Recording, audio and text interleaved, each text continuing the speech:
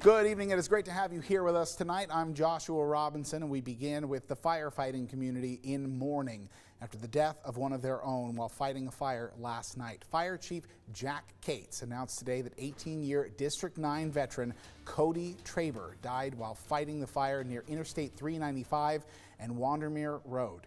It happened around 10 p.m. on Thursday, and Traber leaves behind his wife, Allison, and 4 young children. Representatives with District 9 tell us they are working with Traber's family to help address their needs, but the firefighting community is already voicing their condolences for everyone touched by Traber's life, including Spokane Valley Fire Chief Brian Collins, who said today, quote, "As firefighters, we know the dangers and risks that exist in the line of duty.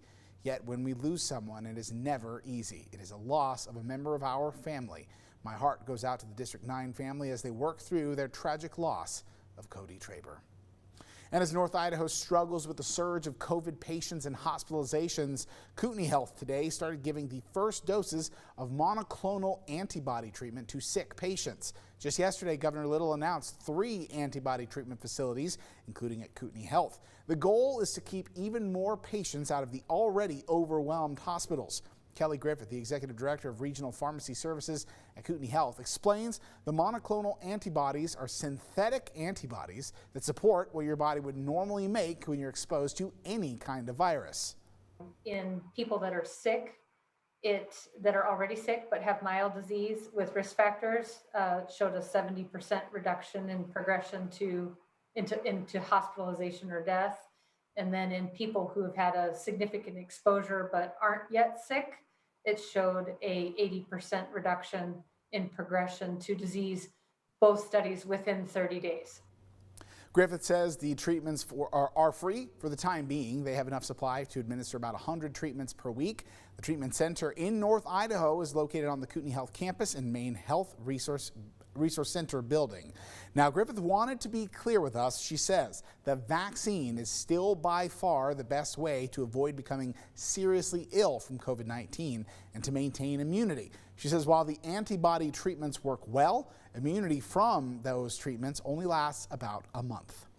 And some other disturbing news tonight from Panhandle Health. The Panhandle Health District is suffering from a staffing shortage. And with the Delta variant causing a record-breaking surge of the coronavirus, there's now a huge backlog in reporting daily cases.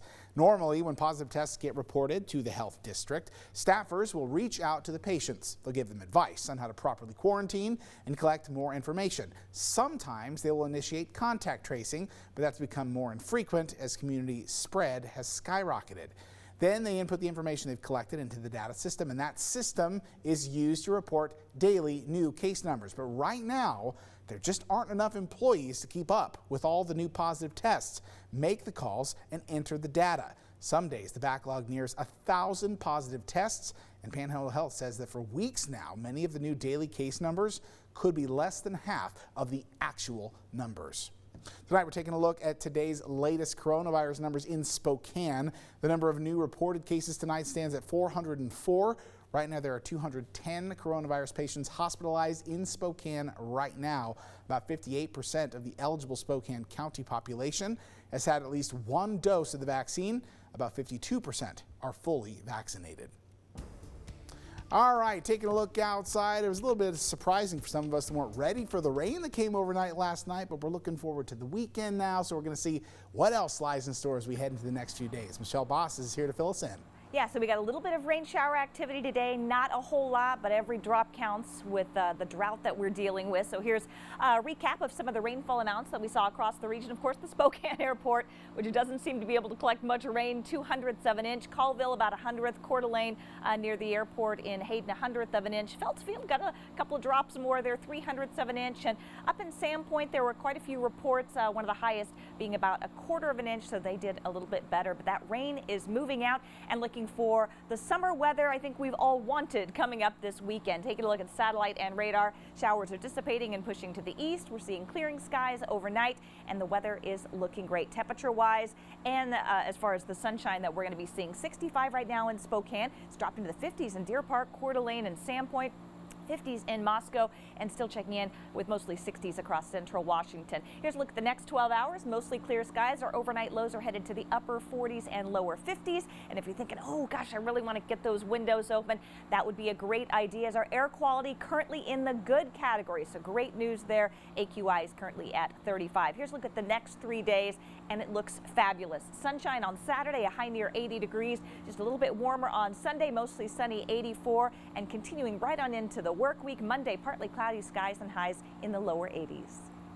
Thank you very much, Michelle. A major decision by the Supreme Court blocking the Biden administration's temporary ban on evictions. As you can see behind me, just how the justices voted, with 3 voting in dissent. It's a victory for landlords and property owners, and ends protections for millions of Americans who have not been able to pay their rent.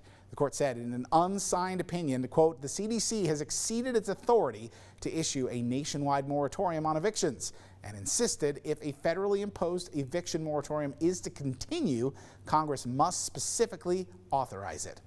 And more than 3 weeks ago, Washington held a primary election. The results determine who and what will be on the general election ballot coming in November. But in Spokane County, those answers only firmed up this week. Voters will no longer have any ballot measures to weigh in on, and the only one that was slated to get voted on was called Proposition 1. A judge did recently rule it cannot go on ballots after all. That measure would basically ban the city government from itself banning the use of natural gas or hydropower. The judge ruled that this is outside of their purview, sort of just like the micromanaging, and struck the proposition down. Now the general election is on November 2nd. Brenna Green joining us now with some big news for one local in Tokyo this evening. Yeah, Tico's Susanna Scaroni won the 5,000-meter women's race at the 2021 Tokyo Paralympics this evening. Super, super cool. Scaroni finished in 10 minutes, 52 seconds, which is a new Paralympic record. And by the way, she didn't just break the record, she shattered it by nearly a minute. This was Scaroni's first gold medal and in her third Paralympic Games overall. What's crazy is that Susanna didn't even think this was possible by a long shot.